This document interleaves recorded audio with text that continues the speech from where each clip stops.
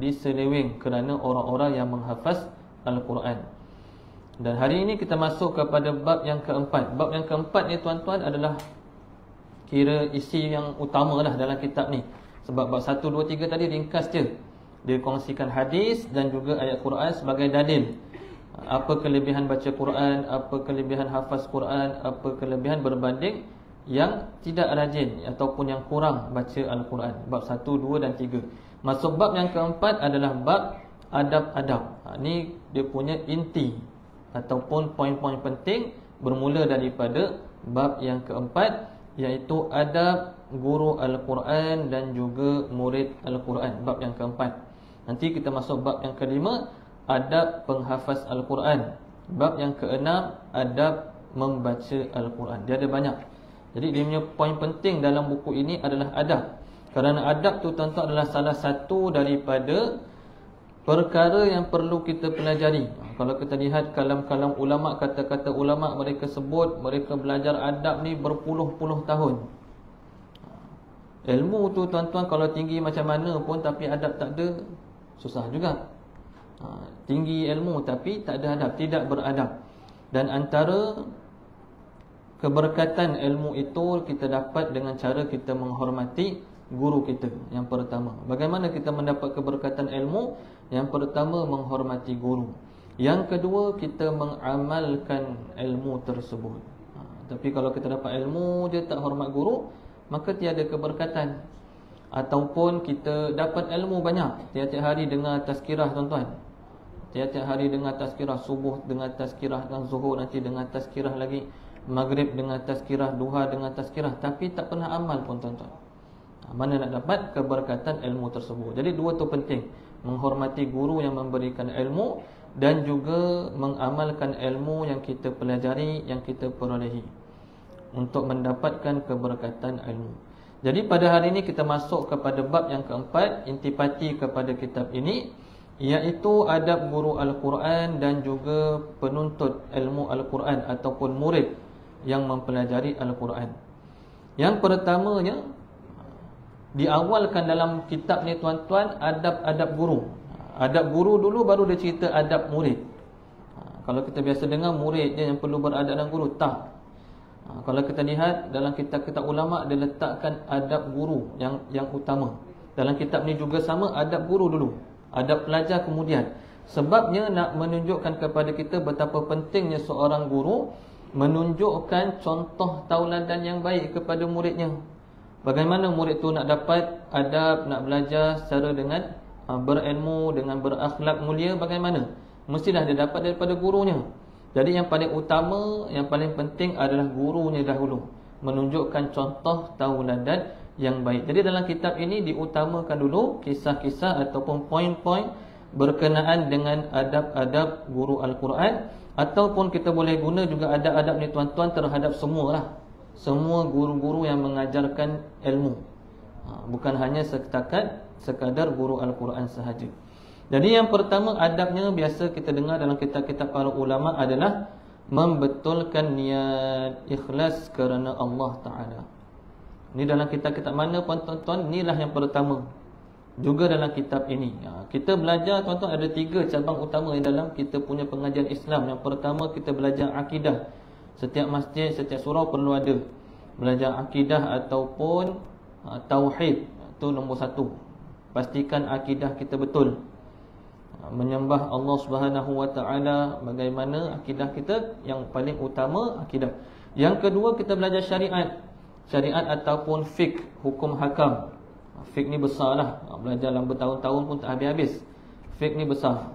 Syariat kita belajar dengan ibadatnya, fiqh ibadat ada, fiqh muamalat ada, macam-macam ada. Fiqh munakahat ada. Jadi fiqh ni besar, terlalu besar. Jadi nombor 2 fiqh kita perlu belajar. Tapi yang utama kita belajar yang fardu ain lah. Contohnya solat bagaimana, mana-mana yang utama kita belajar dahulu. Dan yang ketiga, cabang ketiga adalah adab dan juga akhlak. Kita kena belajar juga.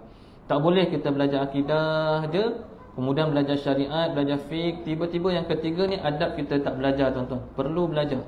Ada 3 cabang besar dalam ilmu Islam. Yang ketiga iaitu adab dan juga akhlak. Jadi ini salah satu daripada kitab adab lah yang boleh kita ambil pengajaran. Jadi yang pertama, ikhlas, niat kerana Allah Ta'ala apabila nak mengajarkan ilmu Al-Quran ataupun ilmu-ilmu yang lain. Ini seorang guru seorang guru. Tapi nanti dalam adab pelajar nanti dia akan sebut, kitab ni juga akan sebut ada dalam adab pelajar, dia pendek je, adab pelajar sikit je. Adab guru lagi panjang.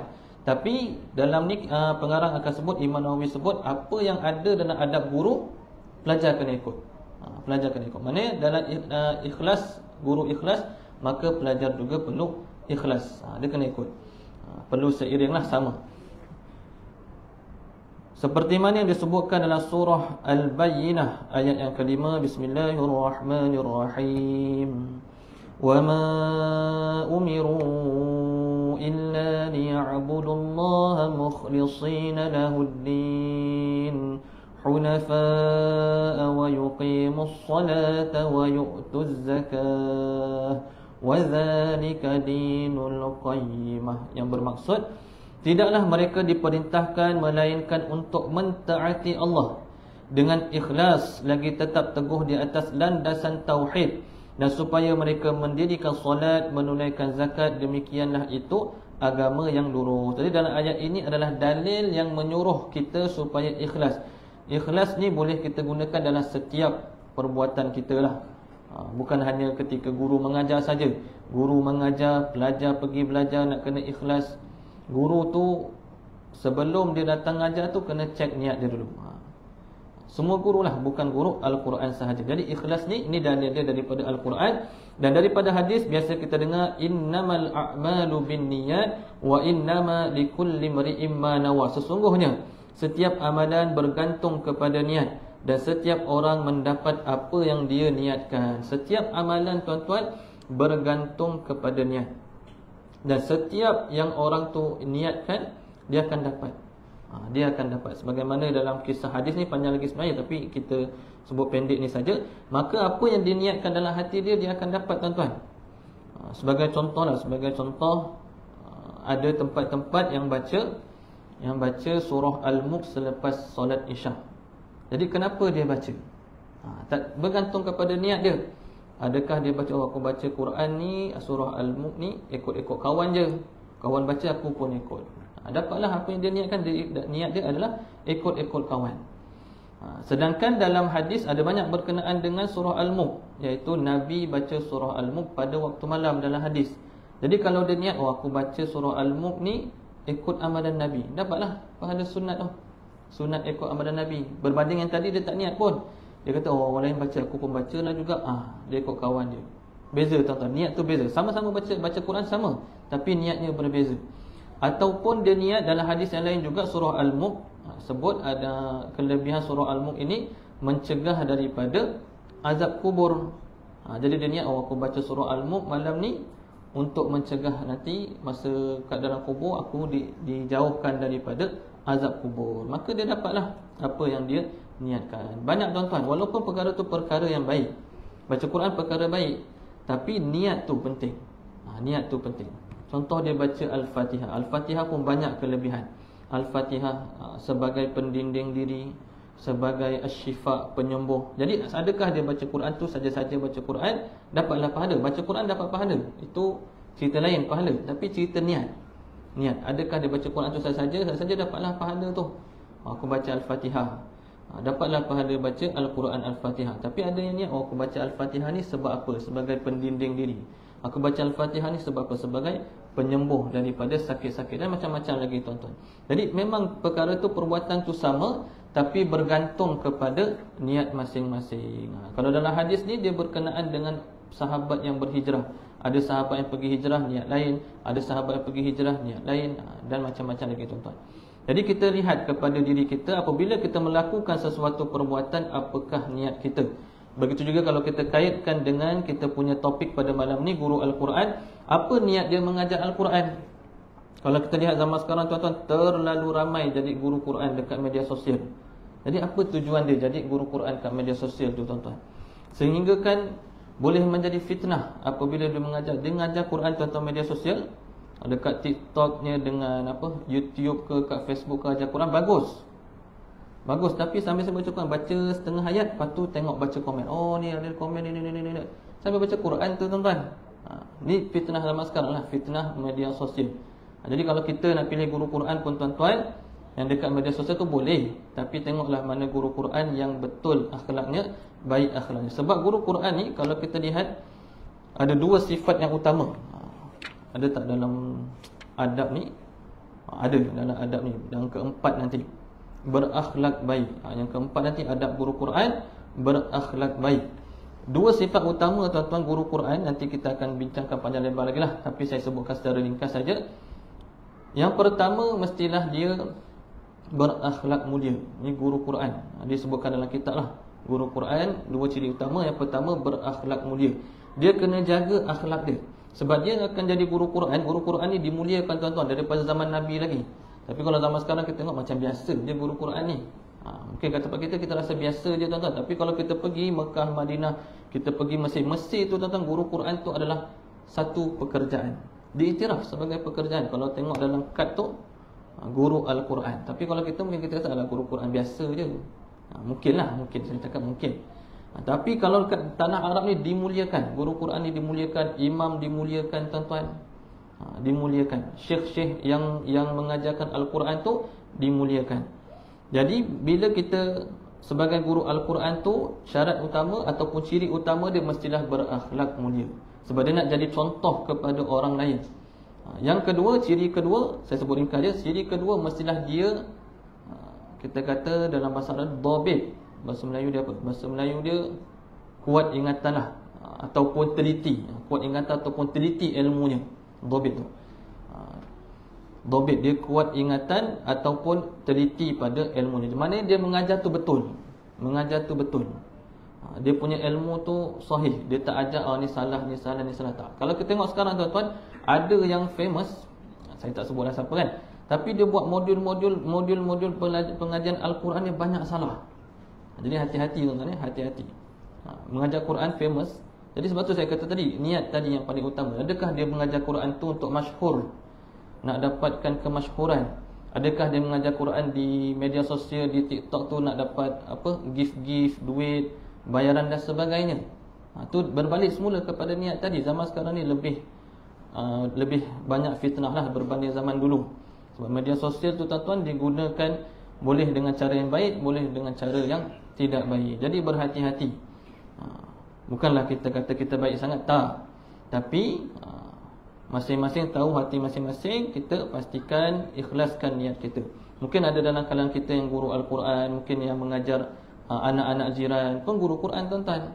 Mengajar anak jiran, mengajar anak sendiri, ataupun mengajar ahli karya kita Al-Quran. Jadi tengok apa niat kita sebenarnya. Itu yang disebutkan oleh Imam An-Nawawi.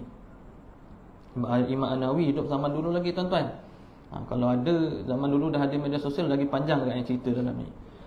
Tapi dalam bab ni dia ceritakan banyak kalam-kalam ulama. Apakah maksud ikhlas tu? Apakah maksud ikhlas? Sebagai contoh, diriwayatkan daripada Ibnu Abbas, beliau berkata, sesungguhnya seorang lelaki dapat menghafaz Al-Quran berdasarkan kadar niatnya. Ini dia cerita menghafaz Al-Quran berdasarkan kadar niatnya. Sesungguhnya manusia diberikan sesuatu ganjaran berdasarkan niat mereka. Sebab nak hafaz Quran ni tuan-tuan bukan satu perkara yang mudah lah. Ada yang masuk sekolah tahfiz, ada yang masuk diploma tahfiz, ada yang masuk madrasah, pondok dan sebagainya. Dia cuba, dia memang nak hafal Quran. Tapi ada yang Allah pilih, tak semualah, bukan semua. Jadi mungkin dia bersungguh-sungguh setahun, 2 tahun tak dapat juga tuan-tuan. Jadi lihat juga kepada niat dia.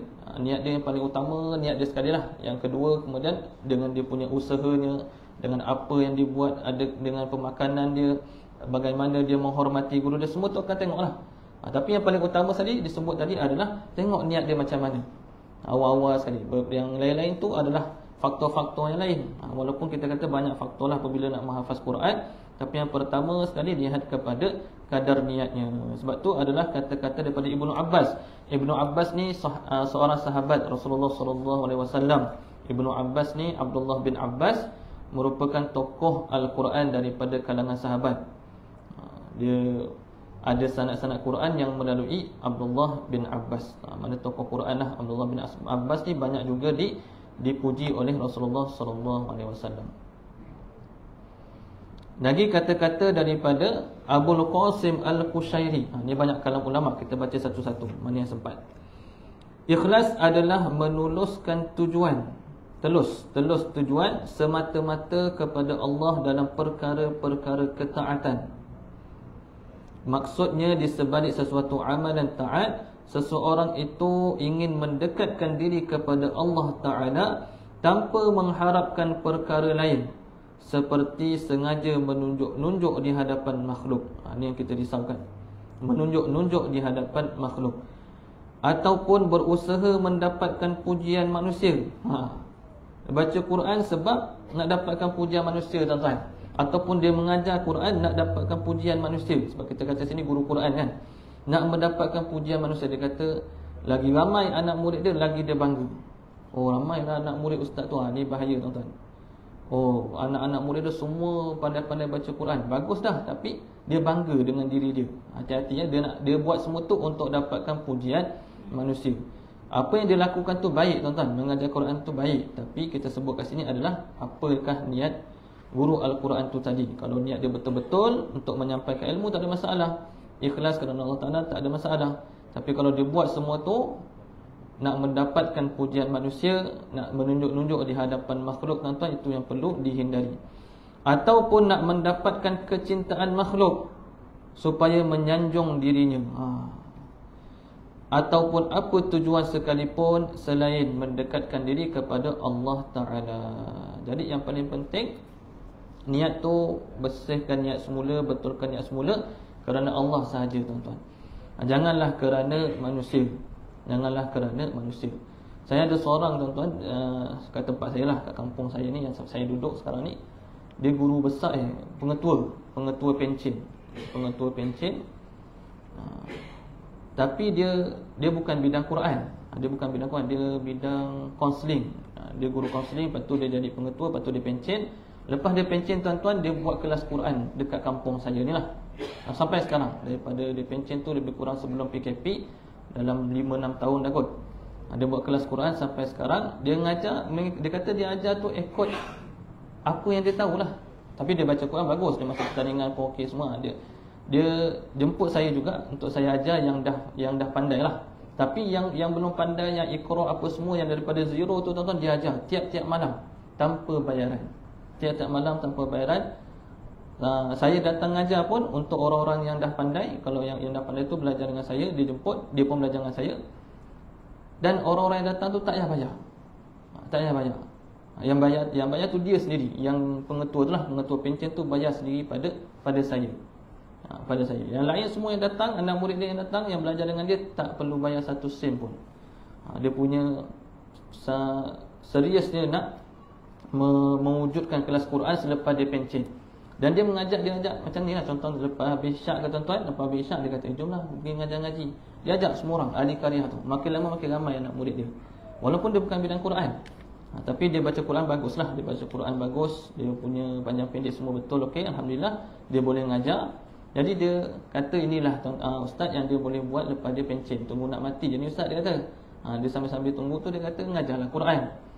Dia kata, tapi yang saya nak sebut sini, dia mengajar tu tanpa bayaran. Semua datang tiap-tiap malam belajar dengan dia, tak ada bayar. Semua dia bayar guna duit dia sendiri. Kalau ada makan minum ke, dia beli ke, kuih-kuih ke, semua duit dia sendirilah. Yang penting dia kata ada orang nak datang belajar. Makin lama makin ramai yang datang belajar. Luar daripada karyah pun datang juga belajar, tuan-tuan. Dia sampaikan ramai itu boleh buat satu, saya sebut tadi dah 5-6 tahun, boleh buat satu macam family, tuan-tuan. Masa Maulidul Rasul, peranakan dia buatlah kumpulan dia sendiri. Geng ngaji dia peranakan Maulidul Rasul. Dia ajak sekali ahli keluarga yang belajar dengan dia. Menang, tuan-tuan. Baru-baru ni lah, yang tahun ni menang peranakan Maulidul Rasul, dapat RM700. Dia ceritalah. Lepas tu dia tak tahu nak buat apa RM700 tu. Dia kata, tak apa, kita buat pertandingan pula. Dia punya kelas tu, anak murid dia semua dia buat pertandingan. Bukan macam dia macam pertandingan masjid tu, musabaqah masjid, tapi dia buat dekat tempat dia sendiri. Dia buat kat kebun je. Dia buat kelas ngaji tu kat kebun, ada pondok. Dia buat kat kebun tu, dia buat pertandingan mengaji dekat kebun dia. Siapa-siapa dia punya ahli keluarga yang nak masuk, yang anak murid tu pun nak masuk boleh. Jadi duit tu dia gunakan untuk anak murid dia juga. Di samping tambah lagi lah, mana cukup 700 kan, buat bagi hadiah, makan-makan lagi tuan-tuan. Tapi semua tu dia guna duit dia sendiri. Banyak lagi lah kalau nak cerita pasal dia. Saya pun mula tak kenal, walaupun ahli qaryah, bukanlah tak kenal dekat masjid je. Tapi bila dah bersama baru kita tahu macam mana dia punya ikhlas dia tu tuan-tuan dalam membantu orang. Banyak lagi lah yang lain-lain. Ada orang kena buang daripada keluarga pun dia bagi duduk kat pondok dia tuan-tuan. Banyak lah. Kalau nak cerita kebaikan orang ni macam-macam. Tapi nak kata niat dia tu sungguh-sungguh supaya ahli qaryah ramai yang boleh baca Al-Quran. Kita mungkin tak mampu, saya pun tak ada buat macam tu tuan-tuan. Nak cerita dia punya niat, dia punya baik itu tuan-tuan. Saya pun tak sempat nak bagi Tuhan. Tapi mungkin sebab dia dah pencet lah, dia sempat. Dia fokus untuk buat kelas-kelas Al-Quran supaya ramai ahli qaryah yang boleh baca Quran. Sampai yang daripada zero pun tuan-tuan dah boleh baca Quran dah. Yang daripada zero tu dah boleh baca Quran. Yang boleh baca Quran tu belajar pula dengan saya. Daripada anak murid dia jadi anak murid saya pula dalam dekat tempat dia tu lah, dekat pondok dia. Jadi nak kata bila kita melakukan sesuatu tu biar lihat kepada hati kita, lihat kepada niat kita supaya kita ikhlas. Bukannya kita mengharapkan sesuatu yang lain. Yang paling bahaya sekarang ni zaman sekarang ni kemasyhuran lah. Buat sesuatu tu nak mendapatkan kemasyhuran tuan-tuan. Jadi hati-hati. Kemudian disebutkan daripada riwayat yang lain, daripada Zununnun, beliau berkata terdapat 3 tanda ikhlas. 3 tanda ikhlas, iaitu pertama, tidak terpengaruh dengan pujian ataupun kejian manusia.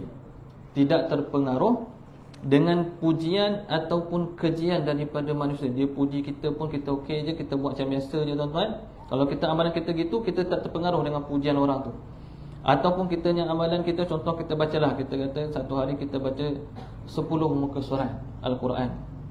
Orang tu puji, ada kawan kita nampak dia puji pun kita okey je, tak ada kita bangga-bangga, tambah lagi jadi 20 muka surat sebab berbangga tadi tuan-tuan. Tak. Kalau orang tu keji pun, dia kutuk-kutuk kita pun, orang tu baca Quran saja nak menunjuk tu, kita pun tak ada masalah. Kita tak terpengaruh dengan pujian ataupun kejian. Orang tu kutuk, dia buat tu baca Quran tu saja dah tu nak menunjuk tu. Macamlah bagus sangat dia baca Quran. Kadang-kadang ada orang macam tu tuan-tuan, tapi dia relax je. Kalau dia ikhlas, dia tak ada masalah orang tu nak kutuk dia ke, tak ada. Dia baca 10 muka surat tu, 10 muka surat lah juga, lepas tu orang tu kutuk pun dia tak kisah. Yang kedua, lupa untuk melihat amalan dalam sesuatu amalan. Dia tak kisah pun, dia buat tu memang kerana Allah Ta'ala. Dia tak kisah, macam kita kata Al-Quran ni 1 huruf 10 pahala. Dia tak kira pun, dia tak kisah pun. Ataupun dia berzikir tuan-tuan, dia tak kira pun berapa banyak zikir, dia zikir je. Kalau dia baca Quran pun dia tak kira, dia baca Quran, dia tak fikir pun apa kelebihan amalan tu, tapi dia buat amalan tu. Dia buat juga ibadah tu tuan-tuan. Dan yang ketiga, mengharapkan ganjaran pahala amalan pada hari akhirat. Dia tidak mengharapkan ganjaran di dunia ni tuan-tuan. Tidak mengharapkan ganjaran di dunia. Mungkin kalau seorang guru Quran tu, dia ada kena mengena juga dengan adab kedua nanti.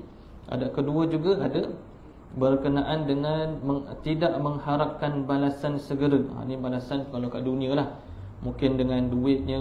Sebab ada juga saya dengar saudara saya, dia kata lepas dia khatam Quran, saudara saya dia kata dia khatam Quran, guru Quran tu minta macam-macam. Tapi saya tak tahulah berlaku lagi tak zaman sekarang, mungkin ada. Macam-macam, sepersalinan lah mintanya tuan-tuan, dengan jamuan makan lah, macam-macam guru Quran tu minta lepas habis dia khatam tu lah. Tapi mungkin kalau kita belajar tu, kita nak memberi sesuatu kepada guru kita, tak ada masalah. Jangan guru tu yang minta. Biar kalau murid tu nak memberi sesuatu kepada guru sebagai tanda menghormati guru kita, kita pun tahu nak hidup sekarang ni perlu kepada duit, perlu kepada bayaran. Jadi murid tu yang beri, tapi jangan sampai guru yang meminta-minta, tidak mengharapkan balasan dekat dunia ni tuan-tuan. Kalau murid bagi, alhamdulillah. Kemudian diriwayatkan daripada Fudail bin Iyad, ini banyak kalangan ulama ya, katanya meninggalkan amalan kerana manusia adalah riya. meninggalkan amalan kerana manusia adalah riak. Contoh, dia rajin baca Quran. Mungkin dia rajin baca Quran dekat rumah, dia rajin baca Quran dekat masjid, rajin baca Quran dekat surau. Lepas tu dia baca.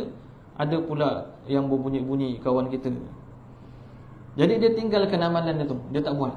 Selain baca Quran, mungkin dia selalu puasa sunat ke, ataupun dia solat sunat ke, solat duha ke apa dekat masjid, kat surau. Ada orang tegur-tegur, lepas tu dia tinggalkan amalan tu. Jadi kata Fudail bin Iyad apa dia? Meninggalkan amalan kerana manusia adalah satu bentuk riak, satu jenis riak. Jadi jangan tinggalkan amalan tu, buat je tuan-tuan.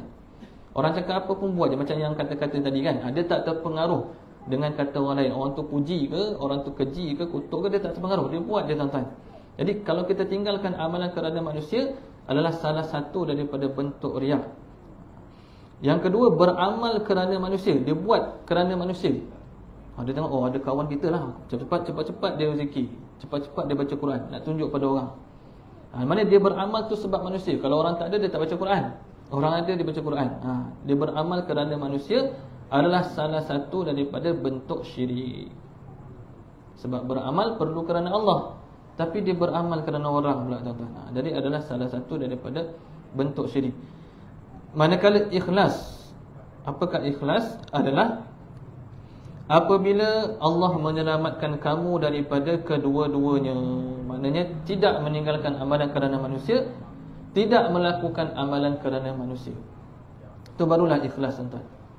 Jadi secara mudahnya kita kata kita buat amalan tu, tuan-tuan, kita fikir diri kita sendiri je lah. Tak perlu ingat orang lain, tak perlu fikir orang lain. Kita buat tu atas diri kita sendiri kerana Allah Subhanahu Wa Taala.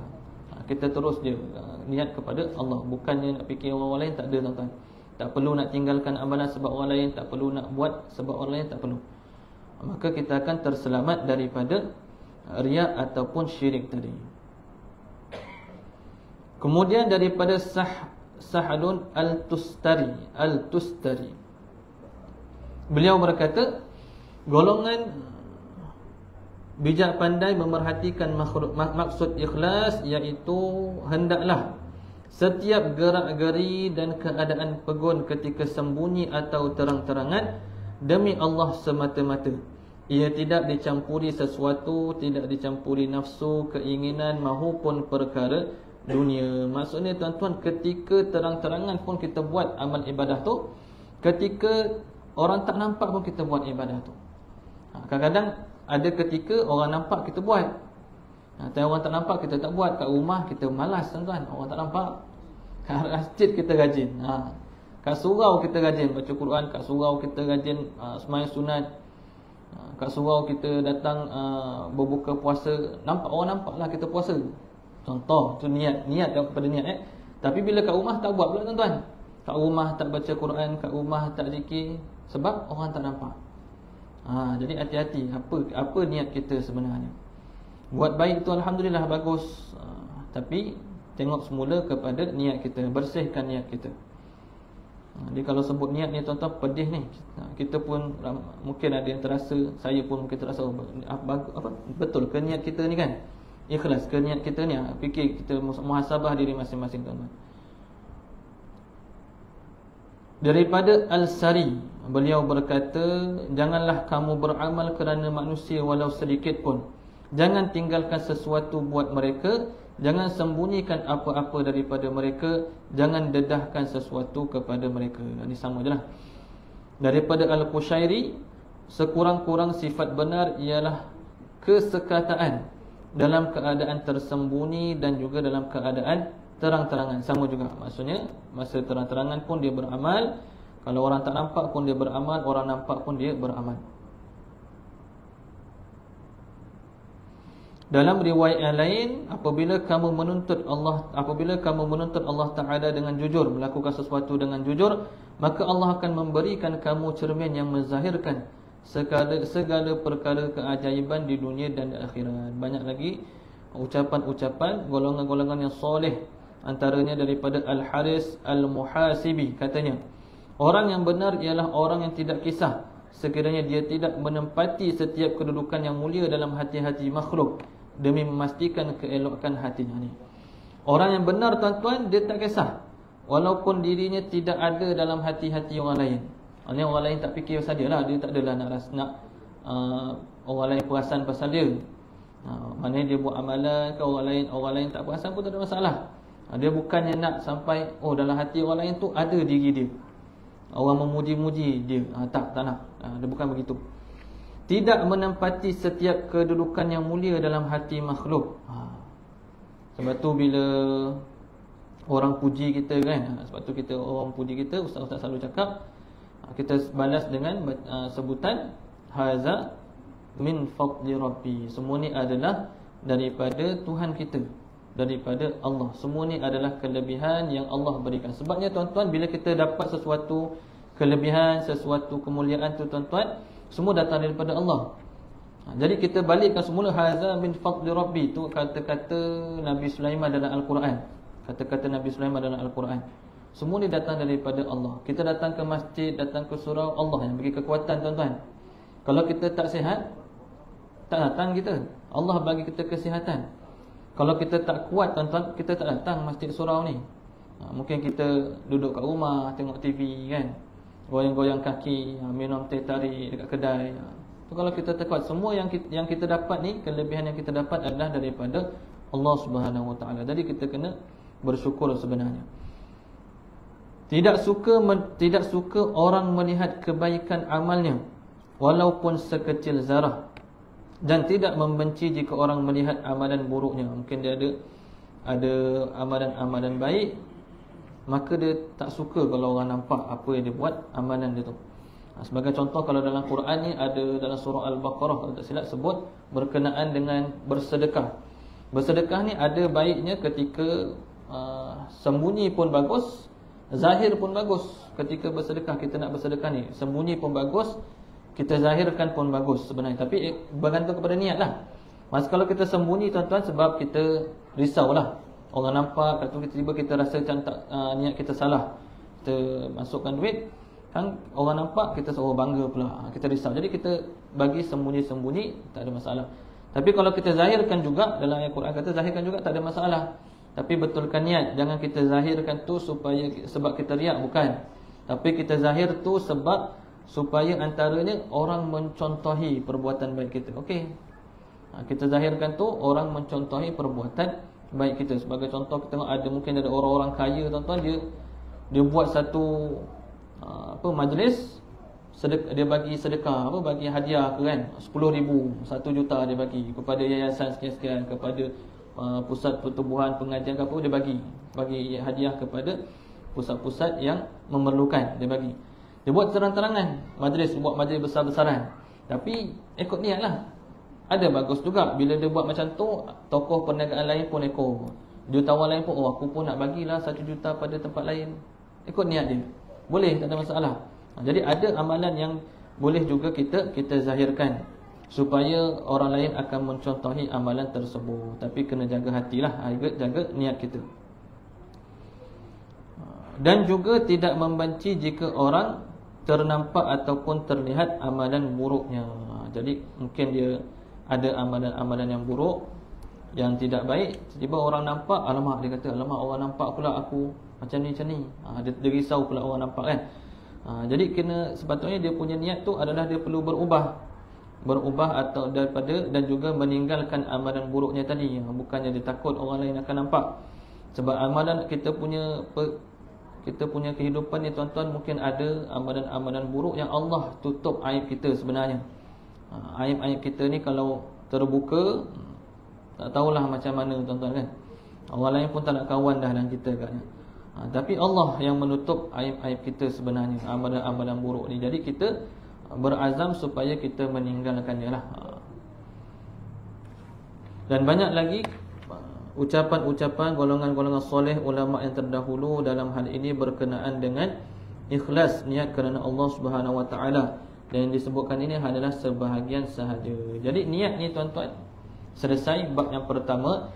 Niat ikhlas kerana Allah Taala ini adalah untuk guru Al-Quran khusus dalam kitab ni, guru Al-Quran, dan juga boleh diamalkan oleh guru-guru yang lain yang bukan guru Al-Quran lah, dan juga untuk muridnya sekali. Sebabnya nanti akan disebutkan dalam bab anak murid, adab-adab anak murid, semua adab-adab guru adalah perlu dilaksanakan juga oleh murid. Maknanya bila guru Al-Quran, sebagai contoh kat sini, guru Al-Quran bila dia nak pergi mengajarkan Al-Quran, maka betulkan niat dia supaya dia mengajar Al-Quran tu nak menyampaikan ilmu kerana Allah Ta'ala, menyampaikan ilmu kerana Allah Ta'ala. Jadi dia datang ajar Al-Quran supaya ramai lagi daripada anak-anak qaryah bila dia datang tu, tempat tu, pandai baca Quran. Sebab contoh ramai lagi sebenarnya yang tak pandai baca Quran. Contoh yang saya sebutkan tadi, yang dekat pondok tu, mengajar kat pondok tu, yang pengetua tu, ramai lagi yang dia ajar sahabat-sahabat dia umur 50, 60, daripada zero tuan-tuan, daripada belajar Iqra. Saya pun ada kelas-kelas yang saya ajar Iqra, umur 40, umur 50, umur 60, saya ajar Iqra online. Jadi ada 3 batch dah saya ajar. Dan bila habis dalam lebih kurang 8 bulan kelas tu, boleh baca Quran tuan-tuan. Ramai lagi sebenarnya yang tak mampu baca Quran. Jadi guru Quran lah yang main peranan. Guru Quran yang main peranan. Betul, dia pergi tu biar betul niat dia supaya orang tu dapat ilmu, supaya ramai lagi ahli qaryah yang mampu untuk baca Al-Quran. Supaya ramai yang mampu baca Al-Quran. Sebab kadang-kadang ada yang malu nak belajar Quran. Yang malu belajar Quran, mungkin umur dah 50, umur 60, malu nak belajar Quran. Tapi bila ada guru-guru yang veteran sikit ataupun sahabat-sahabat dia sendiri ajar Quran, mungkin dia okeylah. Bolehlah dia jadi geng kan, sambil-sambil dia belajar tu borak-borak kan. Bukanlah bercampur kelas tu dengan budak-budak muda, yang budak-budak kecil. Jadi ada tahap-tahap dia. Jadi seorang guru Quran tu perlu tahulah macam mana nak menyampaikan ilmu. Dan guru Quran tu bila zaman sekarang, jangan mengharapkan balasan-balasan dunia. Jangan mengharapkan balasan dunia. Jangan sampai guru Al-Quran yang meminta kepada pelajar. Jangan guru Al-Quran tu yang minta pada pelajar nak sekian-sekian, nak sekian-sekian. Tapi kalau dia yang buat yuran-yuran mengaji tu tak ada masalah lah tuan-tuan. Contoh macam RM30 sebulan ke kan. Yang tu pun kalau kita sebutkan, kalau kita guru Quran tu sebut pada mak ayah, mungkin jadi sensitif. Ni sebulan RM30. RM30 je tuan-tuan, bukan RM300 kan. Orang tu pergi hantar tuition matematik, sains RM80 boleh pula. Orang tu mengajar Quran ni tuan-tuan, kalau kita fikirkan, sebab tu saya sebut tadi, guru Quran tu sepatutnya dipandang mulia. Kalau kita fikir Quran tu lah yang akan menyebabkan dia banyak pahala, banyak bacaan untuk anak murid tadi, untuk pelajar tadi. Mak ayah tak nak ajar Quran, dia hantarkan guru Quran bayar RM30 sebulan pun tak nak. Itu pun dikomplainnya tuan-tuan. Hantar tuition mahal boleh RM70-80. Sedangkan Quran tu dah nanti bila dia baca Quran dapat pahala sampai ke hari akhirat nanti tuan-tuan. Quran lah kitab suci yang perlu kita baca. Sebab ramai anak-anak muda pun tak boleh baca Quran sekarang. Bukan kata yang veteran je, anak muda pun tak boleh baca Quran. Sebab saya dekat college, dekat universiti, bila masuk lepas SPM tu masuk ke diploma tuan-tuan, nak masuk pendaftaran, ada lalu ujian Quran dulu. Ramai juga yang tak boleh baca Quran lepas SPM tuan-tuan. Lepas SPM tak boleh baca Quran. Bila tanya ni bila last baca Quran ni, masa SPM dulu ustaz, dah 4-5 bulan tak baca Quran. 4-5 bulan tak baca Quran tuan-tuan. Dekat rumah tak baca Quran. Mak ayah perlu main peranan jugalah. Bukan kata guru Quran je, mak ayah juga perlu main peranan. Ramai sekarang ni golongan remaja yang tak boleh baca Quran. Dulu masa saya sebelum saya kerja pun, saya jadi guru-guru ganti dekat sekolah-sekolah menengah, ramai tak boleh baca Quran tuan-tuan. Jadi kita lihatlah pada anak-anak kita, kita cuba bantu juga anak-anak kita ataupun mana yang ada cucu, mengajar cucu Al-Quran ataupun mengajar anak-anak jiran Al-Quran tuan-tuan, supaya makin lama makin ramai yang mampu membaca Al-Quran. Wallahu a'lam. Kita selesai pada bab yang pertama, adab yang pertama, iaitu niat tuan-tuan dia, yang paling penting sekali dalam pengajian. Tak kira lah sebagai seorang guru ataupun sebagai seorang pelajar. InsyaAllah kita akan sambung kepada adab yang kedua selepas ini dalam kuliah yang akan datang, iaitu adab kedua, tidak mengharapkan balasan yang segera. Tidak mengharapkan balasan yang segera. Contoh, dia mengharapkan dia ngajar-ngajar Quran jadi famous, ataupun dia ngajar-ngajar Quran dia minta bayaran talaki 2,000, 3,000. Ada tuan-tuan ya? Ada. Yang saya sebut ni ada. Ataupun dia mengajar Quran dia minta macam-macam tadi, minta baju tuan-tuan, minta makanan, ataupun dia ngajar Quran sebab dia nak pangkat. Ada juga ya. Jadi kita hati-hati supaya dapat menjauhkan diri kita daripada akhlak-akhlak yang tidak baik, adab-adab yang tidak baik, dan dapat kita jaga niat dalam diri kita apabila kita melakukan setiap amal soleh dalam kehidupan kita. Dan dengan ikhlas tu mudah-mudahan Allah akan menerima setiap amalan kita, insya-Allah. Wallahu alam. Mudah-mudahan bermanfaat perkongsian kita pada malam ini. Yang baik daripada Allah Subhanahu wa taala, yang kurang datang daripada diri saya sendiri. Ma asabaka min hasanatin fa minallah wa ma asabaka min sayyi'atin fa min nafsik. Wabillahi taufiq. Wassalamualaikum warahmatullahi wabarakatuh.